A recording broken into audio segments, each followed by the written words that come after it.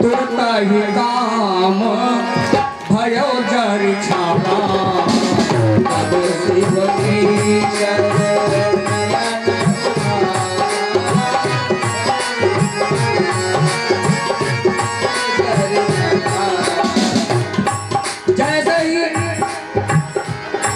भोले बाबा ने दो नेत्रों के साथ में तीसरा नेत्र खोला, कामदेव वहीं पर जल करके राख हो गया।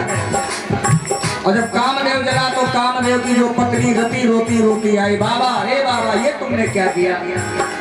आप तो सारे संसार को, संसार के सुहाग को अमर करने वाले, तो आपने मेरे सुहाग को उजाड़ दिया। भोले बाबा ने कहा ठीक है, रो नहीं रति, मैं बताता हूँ तुम्हारे पति से तुम्हारा मिलन कैसे होगा। एक तुम्हें वरदान तुम्हें ये दे रहा हूँ कि तुम्हारा पति मर करके भी इस संसार में व्याप्त रहेगा। तुम्हारे पति का नाम होगा अनंत, मर करके भी संसार में व्याप्त रहेगा। रति ने कहा मिलन कब होगा? भोले बाबा ने कहा सुन, जब यदुवंश कृष्ण अवतारा, जब यदुवंश कृष्ण अवतारा, होई हरणी महामाई धारा। जब यदुवंश कृष्ण अवतारा, होई हरणी महामाई धारा। बोले जब यदुवंश में भगवान श्री कृष्ण का अवतार होगा, और भगवान श्री कृष्ण के जो बड़े पुत्र होंगे जिनका नाम हुआ प्रद्युम्न, प्रद्युम्न साक्षात कामदेव के अवतार होंगे। रति जाकर के विवाह कर लेगा। कृष्ण तनय हुए हरे पति तोरा, कृष्ण तनय हुए हरे पति तोरा, वचन अन्यथा होए न मोरा।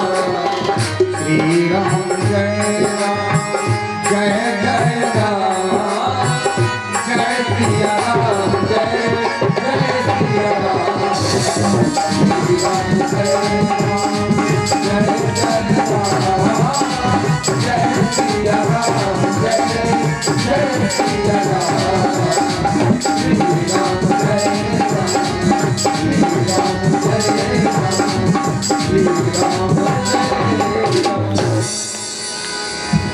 भोले बाबा ने वरदान दिया, रति प्रसन्न हो गई। रति अपने महलों को गमन कर गई। और जैसे भोले बाबा की आंखें खुली, अब तो जितने देवता थे सब दौड़े दौड़े आए। एक एक देवता आता है, प्रणाम करता है। अब भोले बाबा की अलग अलग सब देवता प्रार्थना कर रहे हैं। भोले बाबा समझ गए कि देवता इतनी प्रार्थना कर रहे हैं, इसका मतलब कोई ना कोई कारण है। तो भोले बाबा ने कहा अमर आए के हेतु, हे देवताओं इसलिए आए हुए। तो ब्रह्मा जी ने कहा भोले बाबा ये जितने देवता हैं इनकी एक बड़ी इच्छा है। कहा कैसी इच्छा है? तो ब्रह्मा जी ने कहा देवताओं की इच्छा है निज नयनन देखा चाहे नाथ तुम्हार ब्याह। ब्रह्मा जी ने कहा ये देवता सब अपने नेत्रों से आपका विवाह देखना चाहते हैं, शादी कर लो महाराज। भोले बाबा ने कहा एक बार शादी की थी तो अब रो रहा हूँ, फिर आगे फंसाने के लिए। शादी वाला लड्डू बड़ा खतरनाक है, जो खाए सो पछताए और जो ना खाए सो डबल पछताए। अब जिन जिन ने लड्डू खाया है उनको तो मालूम है, और जिनने नहीं खाया है वो दिन रात भोले बाबा को पनोटियाँ चढ़ाते हैं। बाबा कैसा सुन लो महाराज, रोज आए कि 4 बजे बाबा पूजा हुआ। भोले बाबा ने कहा देखो मैं शादी नहीं करूंगा। देवता बोले नहीं करोगे तो बाबा सब देवता रोने लगे। राम जी प्रकट हो गए। राम जी ने कहा बाबा हमारे आपके 3 संबंध हैं, सेवक स्वामी सखा से पी के। अगर जो आप मुझे अपना सेवक मानते हो तो आपसे मैं प्रार्थना करता हूँ विवाह करो। अपना मित्र मानते हो तो आपको सलाह देता हूँ विवाह करो। और अपना स्वामी मानते हो तो आपको आज्ञा देता हूँ शादी करो। तो भोले बाबा ने कहा आप कहते हो तो आज्ञा सर पर नाथ तुम्हारी, आपकी आज्ञा सिरोधार। राम जी बोले ना, हमारी आज्ञा को सर पे नहीं अपने हृदय में धारण करो। क्यों? ए भोले बाबा, दुनिया के सर से और आपके सर में बड़ा अंतर है। सर पे नहीं उर में धरो, सर पे गंग की धार, जो बहाए ले जाएगी जाने कौन किनार। मेरी आज्ञा को हृदय में धारण करो। भोले बाबा ने कहा आज्ञा को क्या हृदय में धारण करें, हम तुम्हें को अपने हृदय में बिठाई लेते हैं।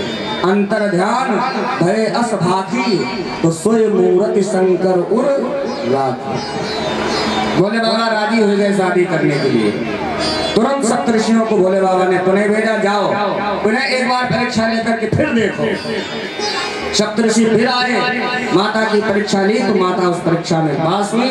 तुरंत सप्तऋषियों ने जाकर के महाराज भेजा है हिमांचल जी को। हिमांचल जी माता को लेकर के महल में आए और भोले बाबा का विवाह निश्चित हुआ। एक लग्न पत्रिका लिखी गई, भोले बाबा के पास में भेज दी गई। देवता सब ब्रह्मा जी के पास में वो पत्री पहुंची तो ब्रह्मा जी ने बांट करके सब देवताओं को सुनाई। सब देवता बड़ा प्रसन्न, प्रभूत भावन भोलेनाथ की जय हो। अब भोले बाबा के विवाह की तैयारियां चालू होने लगी। सब देवता अपना अपना वाहन खुद खूब बढ़िया कपड़ा सिलवाए लिए, वाहन सजाए लिया और खूब क्रीम पाउडर खरीद के ले आए। खूब बढ़िया श्रृंगार चलना 8 दिन पहले से, 7 दिन चलना है। हमने देखा है जब शादी होती है, बारात जाती है तो दूल्हे से ज्यादा बाराती सजते हैं। लेकिन विडंबना यह है कि बाराती सजे चाहे जितना, लेकिन देखा दूल्हा जाता है। दूल्हा चाहे जितना खराब हो, अंधरा हो, काना हो, बहरा हो, चाहे जैसा हो, लेकिन वहां पर बारातियों को कोई नहीं देखता कि बाराती कैसे हैं। बारात में कौन देखा जाता? दूल्हा देखा जाता है। अब देवता तो खूब श्रृंगार कर रहे हैं, लेकिन जिनकी शादी है वो वैसे बैठे कैलाश पर्वत पर नंग धड़ंग बिल्कुल बैठे, खाए भांग लाल लाल आँखी निकाली। शादी वाला दिन आ गया, 12 बज गए दिन के। भोले बाबा उठ के खड़े नहीं हुए तो एक गण आया, धीरे बोला का बाबा तुम्हारी तो शादी है आज। भोले बाबा बोले हाँ।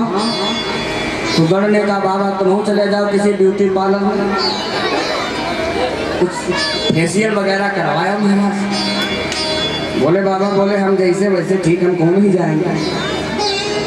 तो एक गण बोला था बाबा तुम कहीं ना जाओ तो कहो तो हम यहीं पर बैठे बैठे तुम्हारा श्रृंगार करें। बोले बाबा बोले तुमको यहाँ जो करना सो करो। अब जैसे बाबा की आज्ञा मिली तो गण दौड़े, बढ़िया शमशान भूमि पहुँचे और शमशान से बढ़िया ताजी चिता की रास बढ़िया गरम गरम बोरी में भर करके लाए और बाबा के ऊपर, बाबा को लगाया नहीं, बाबा को पोत दिया। डार पूरी बोरी भर वो मसान और लगे मालिश करने 4-6 जुटे पड़े। बोले बाबा बोले ये क्या कर रहे हो? तो गण सब बोले का बाबा तुम चुप बैठो, मसाज चल रही। ऐसी भभूति जो है पोती बाबा को, तो सब शरीर में भभूति ही भभूति दिखाई पड़ रही। भोले बाबा को दिखाई नहीं पड़ रहे। बढ़िया सुंदर सर्पों का मुकुट पहना दिया।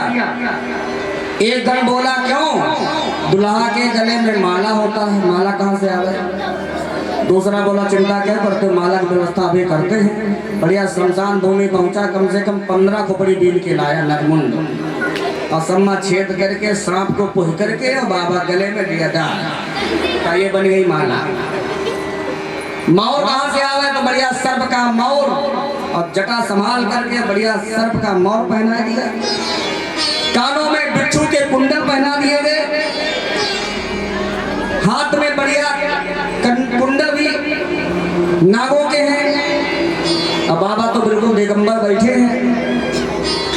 एक गण बोला बाबा कपड़ा सिलवाए कि नहीं? बाबा बोले भूल गए। तो गण बोले अब इतना फर्स्ट टेलर कौन सा है जो तुरंत कपड़ा सिल देगा? ए बाबा खड़े हुए। बाबा खड़े हुए तो जिस बाघंबर पर बैठे थे वही बाघंबर उठाया गया और बाबा के कमर में लपेटा गया और एक लंबा सर्प पकड़ के लाया गया, बाबा के कमर में बांध दिया गया। अगर बोले का लल्ला बंधे रहना, तुम गए तो बाबा की इज्जत गई। सर्प बांध दिया गया कमर में और भोले बाबा का बढ़िया श्रृंगार हुआ। तो गोस्वामी तुलसीदास जी कहते हैं भोले बाबा के शरीर में सिर्फ 2 लोग सुंदर हैं,